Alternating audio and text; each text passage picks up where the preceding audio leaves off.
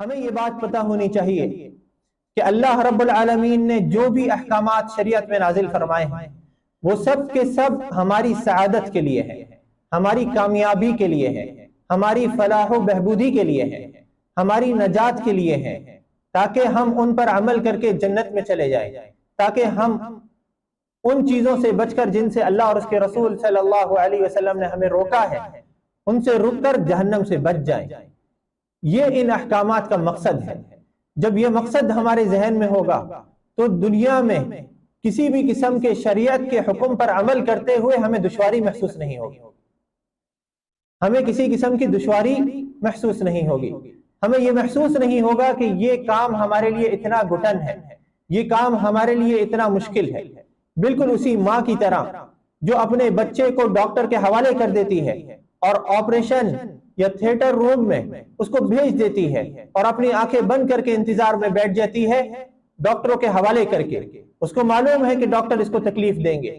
اس کو اذیت پہنچائیں گے، لیکن یہ اذیت برائے اذیت نہیں، یہ تکلیف برائے تکلیف نہیں، بلکہ اس کی کامیابی کے لیے ہے، اس کے اپنے فائدے کے لیے ہے۔ بالکل اللہ رب العالمین نے ہمارے لیے ہمارے اوپر جو احکامات نازل فرمائے، نمازیں ہمارے اوپر فرض کریں، روزے ہمارے اوپر فرض کیے، زکوٰۃ ہمارے اوپر فرض کی، حج ہمارے اوپر فرض کیا، اس کے علاوہ جو بھی احکام محمدی صلی اللہ علیہ وسلم ہمارے اوپر فرض ہیں وہ تمام کے تمام اس لیے نہیں کہ اللہ تعالیٰ ان کے ذریعے ہمیں اذیت دینا چاہتا ہے یا ہمیں تکلیف میں مبتلا کرنا چاہتا ہے، بلکہ ان کے ذریعے ہمارے دنیا کے بھی فائدے چاہتا ہے اور آخرت کے مقاصد بھی چاہتا ہے۔ دنیا میں ہمیں ہزاروں قسم کے ان چیزوں کے فائدے ملتے ہیں اور آخرت میں ہمیں جنت ملتی ہے۔ اسی لیے اللہ رب العالمین نے فرمایا قد افلح من زکاہا، جو اپنے نفس کو پاک کر لے، اپنے نفس کو پاکیزہ بنا لے وہ کامیاب ہو گیا۔ وقد خاب من دساہا، اور جو اس کو رذیلت میں، اس کو دنیعت میں، اس کو رسوائیوں میں مبتلا کر دے، اللہ تعالیٰ نے فرمایا یہ آدمی خسارے میں واقع ہو گیا اور کامیابی سے دور ہو گیا۔ تیسری بات میری ماں اور بہنوں، اللہ رب العالمین کی جو شریعت ہمارے اوپر نازل ہوئی ہے، ہمیں یہ بات معلوم ہونی چاہیے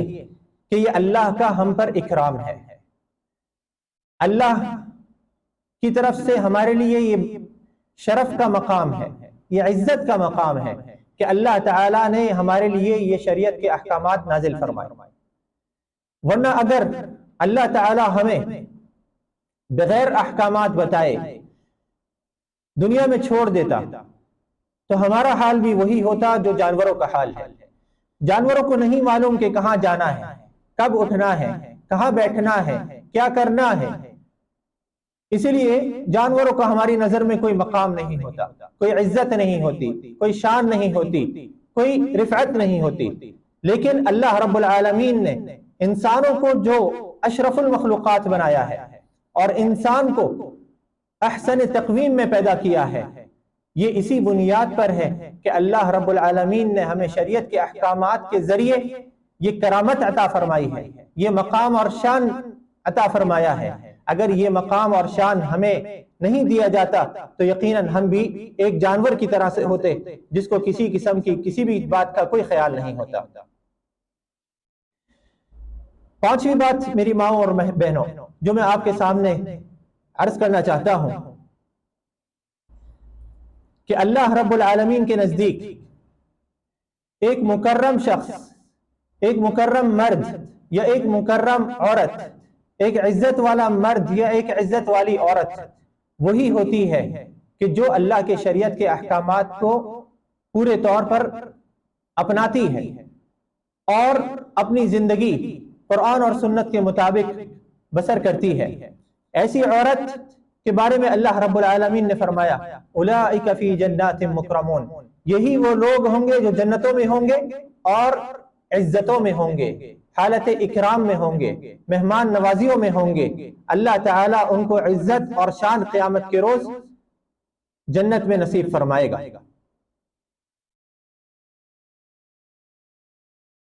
چھٹی بات جو میں آپ کے سامنے گوش و گوار کرنا چاہتا ہوں، ہمارے علم میں میری ماں اور بہنوں یہ ہونا چاہیے کہ اللہ رب العالمین نے جو عورتوں سے متعلق شریعت کے اندر احکامات نازل فرمائے ہیں، کوئی بھی مسئلہ ہو، کوئی بھی حکم ہو، وہ تمام کے تمام احکامات پوری شریعت کی طرح سے مکمل ہیں اور محکم ہیں، پورے ہیں، اس کے اندر کسی بھی قسم کی کوئی کمی نہیں ہے۔ قرآن میں اللہ رب العالمین نے سورۃ النساء میں ذکر فرمایا ہے، اليوم اکملت لکم دینکم، آج کے دن میں نے تمہارا دین مکمل کر دیا ہے، وَأَتْمَمْتُ عَلَيْكُمْ نِعْمَتِي، اور اسی کے ساتھ میں نے تمہارے اوپر اپنی نعمت مکمل کر دی ہے، نعمت کو پورا کر دیا ہے، وَرَضِيتُ لَكُمُ الْإِسْلَامَ دِينًا، اور تمہارے لیے دین اسلام کو میں راضی ہو گیا ہوں، تم دین اسلام پر عمل کرو، میں ایسی چیز سے راضی ہو گیا ہوں۔ تو اللہ رب العالمین نے اس آیت کریمہ میں ذکر فرمایا کہ میں نے تمہارے دین کو مکمل کر دیا ہے، اور ساتھ میں یہ بتایا کہ اس کے ساتھ ساتھ میں نے اپنی نعمت کو تمہارے اوپر پورا کر دیا ہے۔ یعنی کہ یہ دین جو ہمیں سکھایا جاتا ہے، جو قرآن اور سنت میں ہمیں بتایا جاتا ہے، یہ دین حقیقت میں اللہ کی طرف سے نعمت ہے۔ اس دین پر عمل کرنا اللہ کی نعمت کو پا لینا ہے، اور اس دین کو چھوڑ دینا اللہ کی نعمت سے دوری کا سبب بنتی ہے۔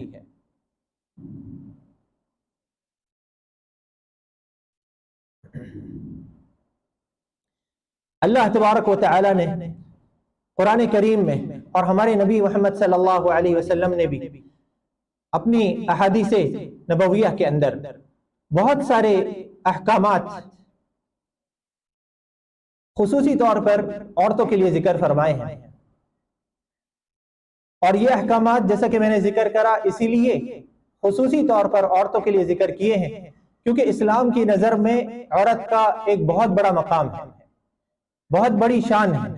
اگر اسلام عورت کو کوئی مقام نہ دیتا ہوتا تو اس کے لیے خصوصی احکامات جاری نہ کرتا، خصوصی پیغامات نہ دیتا، خصوصی صفات نہ بتاتا، بلکہ اس کو عموم کے اندر داخل کر دیتا، یا پھر صرف اور صرف مردوں کے لیے وہ احکامات ہوتے۔ حالانکہ اگر ہم قرآن کریم کے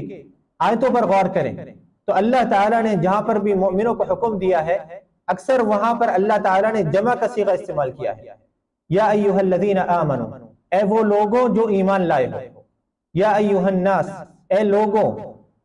ان الانسان لفی خسر، تمام کے تمام لوگ خسارے میں ہیں۔ اس طریقے سے اللہ رب العالمین نے جو بھی احکامات قرآن کریم میں ذکر کیے ہیں، اکثر آپ ان کو نوٹ کریں گے تو اس میں تمام لوگ شامل ہیں، خاص مردوں کا حکم نہیں ہے، بلکہ اس میں عورتیں بھی شامل ہیں۔ یعنی کہ ایک طرف تو وہ مردوں کے ساتھ یکساں ہیں ان تمام احکامات میں، دوسری طرف اللہ رب العالمین نے ان کو مزید مقام دیتے ہوئے، مزید شرف دیتے ہوئے ان کے لیے خصوصی پیغامات نازل فرمائے، ان کو خاص طور پر مخاطب کیا، اور ان کے لیے وہ مقام شان نازل کیا قرآن اور سنت میں جو خاص مردوں کو نہ مل سکا۔ انہی پیغامات کو آپ کے سامنے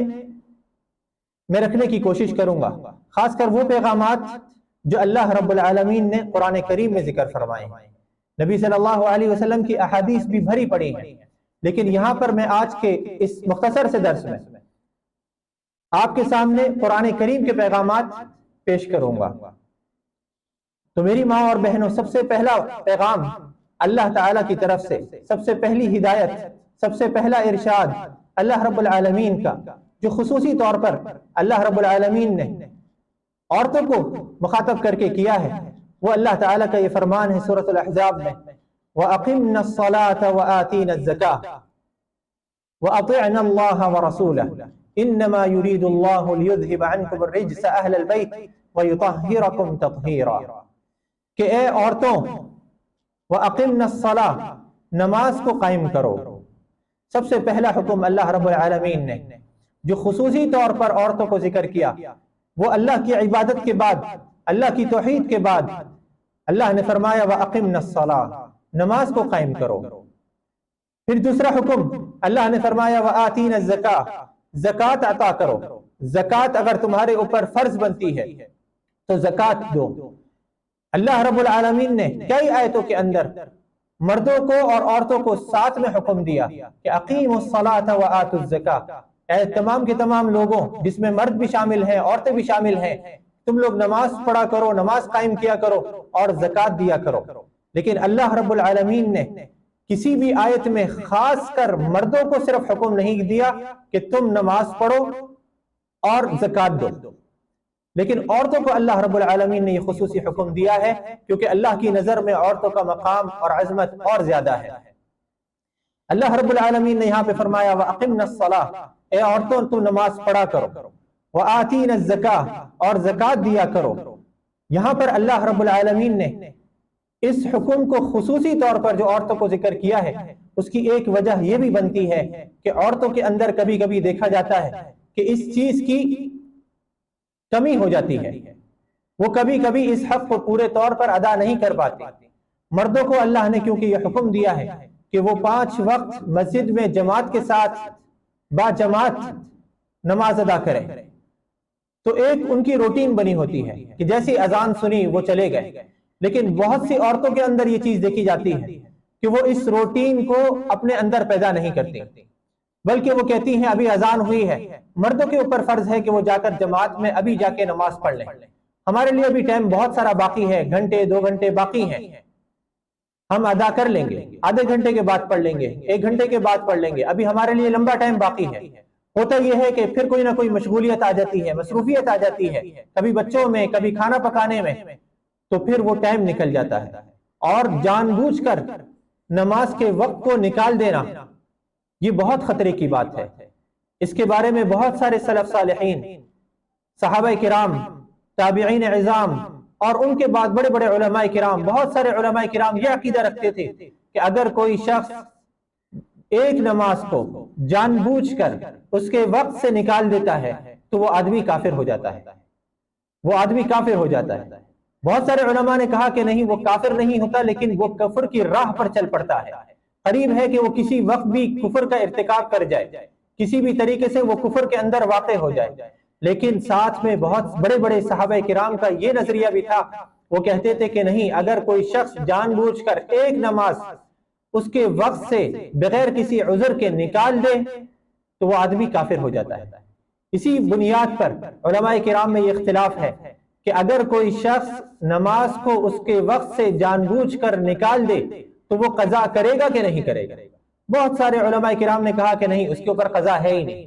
کیونکہ وہ آدمی تو کافر ہو گیا تھا، اب اس کو چاہیے کہ وہ دوبارہ سے کلمہ پڑھ کر پھر سے مسلمان بنے اور آئندہ زندگی کے اندر وہ نمازوں کی پابندی کرے۔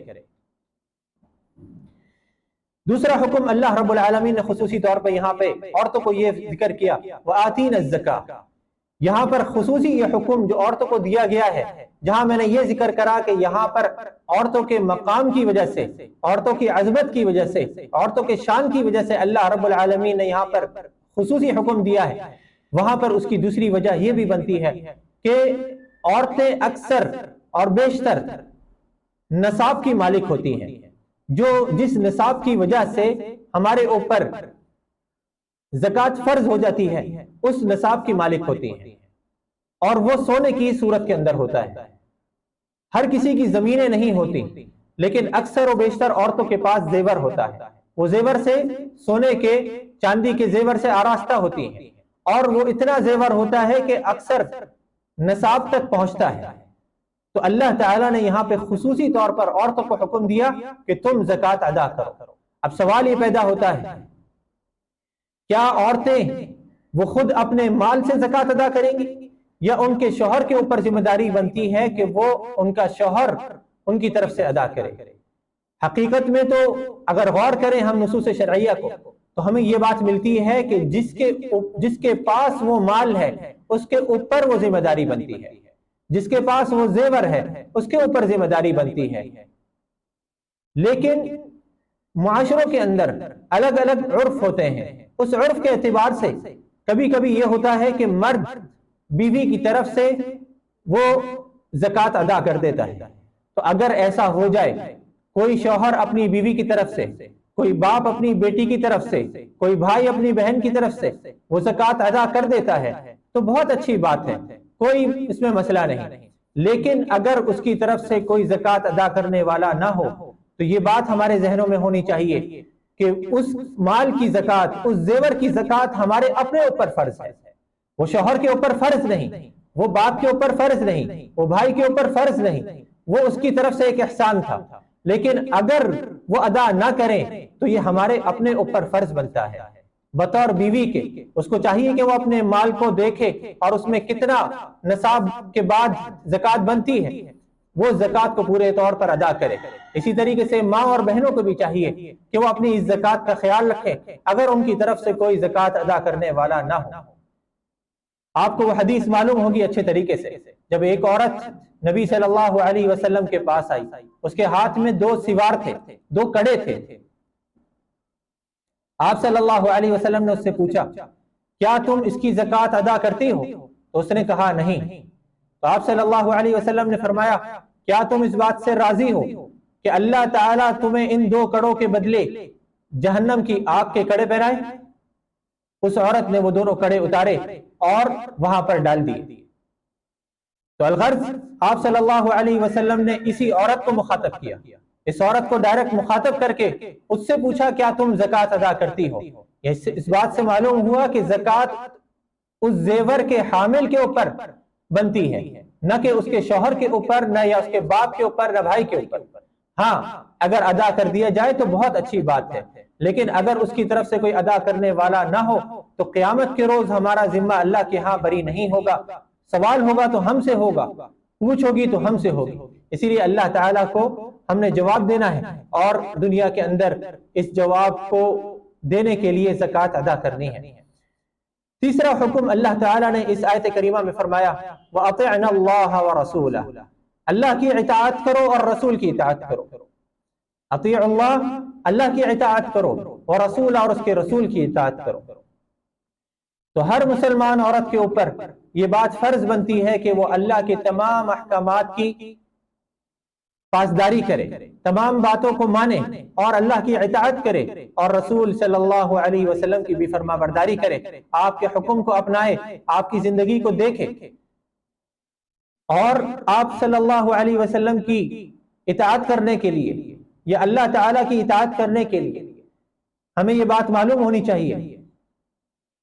کہ اطاعت جب ہی کی جا سکتی ہے جب ہمیں معلوم ہو کہ حکم کس چیز کا ہے۔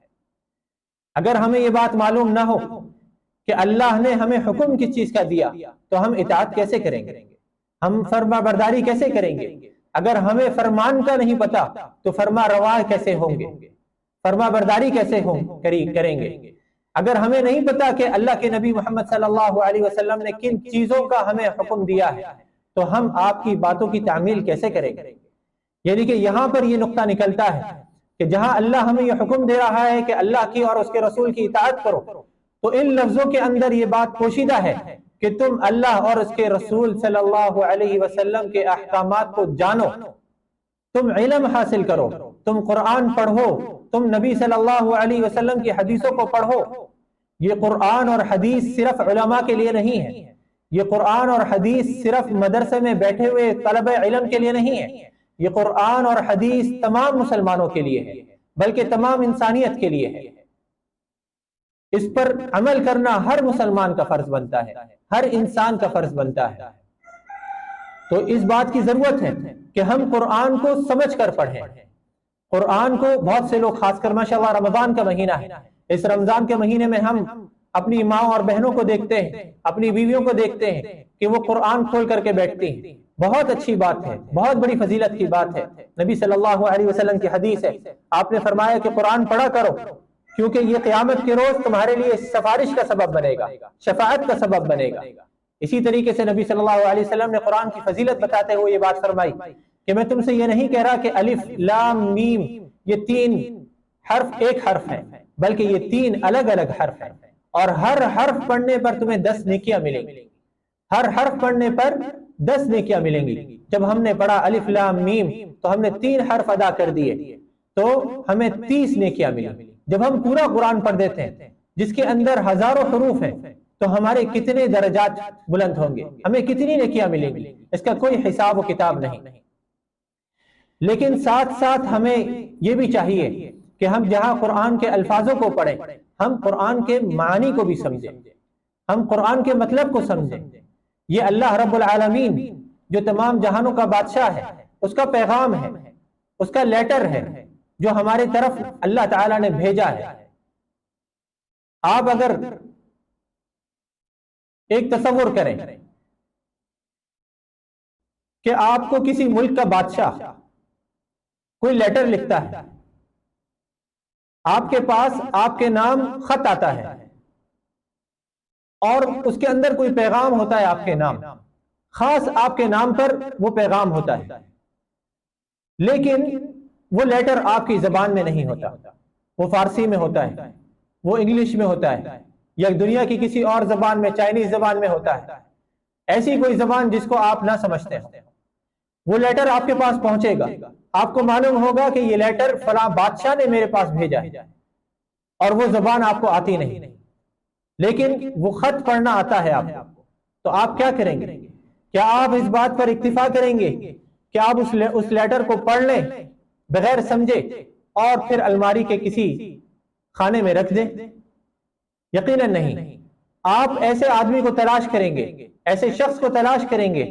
جو اس زبان کو جانتا ہو، جو اس لیٹر کی ترجمانی آپ کے سامنے کر سکتا ہو، جو اس کا مطلب و معنی آپ کو بتا سکتا ہو۔ آپ تگ و دو کریں گے، آپ ادھر سے ادھر بھاگیں گے، آپ تلاش کریں گے کوئی ایسا آدمی جو آپ کے لیے اس خط کا معنی بیان کر سکے۔ تو اللہ رب العالمین جو بادشاہوں کا بادشاہ ہے، بادشاہوں کا بادشاہ ہے، اس کا کیا مقام ہے؟ اس نے ہمارے نام یہ لیٹر بھیجا اور اس میں جگہ جگہ ہمیں مخاطب کر کے ہمارے لیے ہمارے فائدے کی باتیں بتائیں۔ کہیں پر مردوں کو مخاطب کیا، کہیں پر مردوں اور عورتوں کو ایک ساتھ مخاطب کیا، کہیں پر خاص عورتوں کو مخاطب کیا۔ تو کیا ہمارے اوپر یہ ذمہ داری نہیں بنتی ہے کہ ہم اللہ رب العالمین کے اس قرآن کو سمجھنے کی کوشش کریں؟ تو یہ اللہ رب العالمین کا حکم تھا جس میں اللہ نے فرمایا وَأَطِعْنَا اللَّهَ وَرَسُولَهُ، اور اللہ کی اطاعت کرو اور رسول کی اطاعت کرو۔ کیوں اطاعت کرو؟ کیوں نمازیں پڑھو؟ کیوں زکوٰۃ دو؟ اللہ نے اس کے آگے فرمایا انما یرید اللہ لیذھب عنکم الرجس، اللہ تعالیٰ چاہتا ہے کہ تمہارے پاس سے، تمہارے اوپر سے رجس اور نجاست کی باتوں کو دور کر دے، بری باتوں کو دور لے جائے۔ جب آپ نماز پڑھتے ہیں تو قرآن میں اللہ رب العالمین نے فرمایا ان الصلاۃ تنہی عن الفحشاء والمنکر۔ کوئی شخص کہہ سکتا ہے اس آیت کے اندر اللہ تعالیٰ نے اور بہت سارے احکامات ذکر نہیں کرے، تو جب ہم نماز پڑھتے ہیں اللہ رب العالمین فرماتا ہے جب نماز پڑھو گے تو کیا ہوگا؟ تنہی عن الفحشاء والمنکر، یہ نماز تمہیں بری باتوں سے روکے گی، فحش باتوں سے روکے گی، تمہیں برے ڈرامے دیکھنے سے روکے گی، تمہیں فلمیں دیکھنے سے روکے گی، اور بری باتوں سے روکے گی، منکرات سے روکے گی، گناہوں کے کاموں سے روکے گی۔ تو اللہ نے نماز کا حکم دیا، ایسی چیز کا حکم دے دیا جس کو ہم اگر پورے طریقے سے ادا کریں تو خود بخود دوسری برائیوں سے رکتے رہیں گے۔ تو اللہ رب العالمین نے اس آیت کے اندر ہمیں یہ بیان فرمایا کہ انما یرید اللہ لیذھب عنکم الرجس اہل البیت ویطہرکم تطہیرا، کہ اے اہل بیت، نبی صلی اللہ علیہ وسلم کے گھر والوں، اللہ نے تمہیں اس بات کا حکم اس لیے دیا ہے کہ نماز پڑھو، زکوٰۃ دو اور اللہ اور اس کے رسول کی اطاعت کرو۔ یہ اس لیے حکم جاری کیا ہے تاکہ تمہارے اوپر سے رجس کو اور نجاست کو دور کر دے، برائیوں کو دور کر دے، وَيُطَهِّرَكُمْ تَطْهِيرًا، اور تمہیں بالکل پاک صاف کر دے۔ یہ آیت کریمہ اگر ہم ان الفاظوں کو غور کریں اور اس کے سیاق و سباق کو غور کریں تو یہ حکم اللہ رب العالمین نے سب سے پہلے جو نازل کیا ہے، اس کے اندر سب سے پہلے جو عورتیں مخاطب ہیں وہ نبی صلی اللہ علیہ وسلم کے گھرانے کی عورتیں ہیں۔ آپ صلی اللہ علیہ وسلم کی ازواج مطہرات ہیں، آپ صلی اللہ علیہ وسلم کی بیٹیاں ہیں، آپ کی بیویاں ہیں، آپ کے گھرانے کی عورتیں ہیں۔ یہاں پر غور کرنے کی بات یہ ہے کہ جب ان باتوں کا حکم اللہ رب العالمین اتنی عظیم الشان عورتوں کو دے رہا ہو تو ہم کس کھاتے میں آتے ہیں؟ ہمیں ہمارے اوپر کتنا فرض ہوگا کہ ہم ان باتوں پر عمل کریں۔ جب اللہ کے نبی صلی اللہ علیہ وسلم کے خاندان کی عورتوں پر یہ باتیں فرض ہیں تو ہمارے اوپر یہ باتیں کتنا فرض ہوں گی۔ اسی طریقے سے میری ماں اور بہنوں، اللہ رب العالمین کا ایک اور مقام پر خصوصی طور پر عورتوں کو خطاب کرتے ہوئے جو حکم جاری ہوا۔ واللہ رب العالمین کا یہ فرمان ہے، یا ایہا النبی قل لازواجک وبناتک ونساء المؤمنین یدنین علیہن من جلابیبہن۔ ہمیں یہ بات